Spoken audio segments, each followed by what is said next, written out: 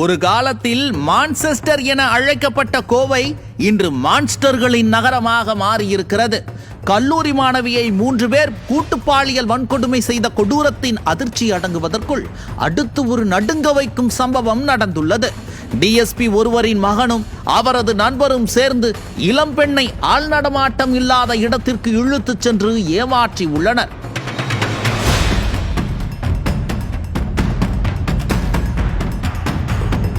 இருபத்தி வயது இளம்பெண் கோவையில் ஒரு விடுதியில் தங்கி பணியாற்றி வந்துள்ளார்.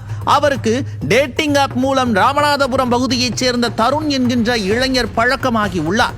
கடந்த 2ஆம் தேதி மாலை தருண் தனது காரில் அந்த பெண்ணை புறநகர் பகுதியான காக்காச்சாவடிக்கு அழைத்து சென்றுள்ளார். செல்லும் வழியில் தருணின் நண்பரும் காவல்துறை டிஎஸ்பி ஒருவரின் மகனும் ஆன தனுஷ் காரில் ஏறி உள்ளார். முதலில் மிகவும் டீசென்டான நபர்கள் போல நாடகமாடியவர்கள் ஆள் நடமாட்டம் இல்லாத குளக்கரை பகுதியில் காரை நிறுத்தி ஆட்டத்தை தொடங்கி இருக்கிறார்கள்.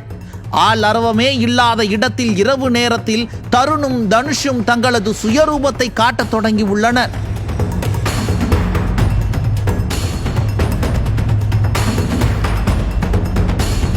அந்த இளம் பெண்ணை பலவிதமாக புகைப்படம் எடுத்தவர்கள் அதை காட்டி மிரட்டி அவரின் செயின், மோதிரம், பிரைஸ்லைட் உள்ளிட்ட 3 பவுன் மதிப்பிலான நகையை பறித்து யூபிஐ பண பரிவர்த்தனை மூலம் ரூபாய் 90,000 பறித்ததாகவும் சொல்லப்படுகிறது.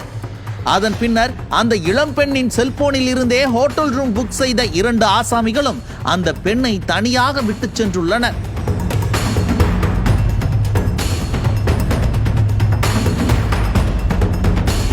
அதன் பின் தனது சகோதரியை தொடர்பு கொண்ட அந்த இளம்பெண் நடந்ததை கூறி காவல் நிலையத்திலும் புகார் அளித்துள்ளார்.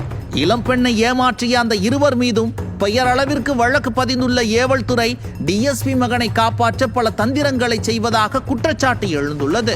குறிப்பாக டிஎஸ்பி மகனின் களியாட்டங்களை வீடியோவாக பதிவிட்டவரை கைது செய்திருப்பதாகவும் அவரிடம் இருந்த வீடியோ ஆதாரங்களை அழித்திருப்பதாகவும் சொல்லப்படுகிறது.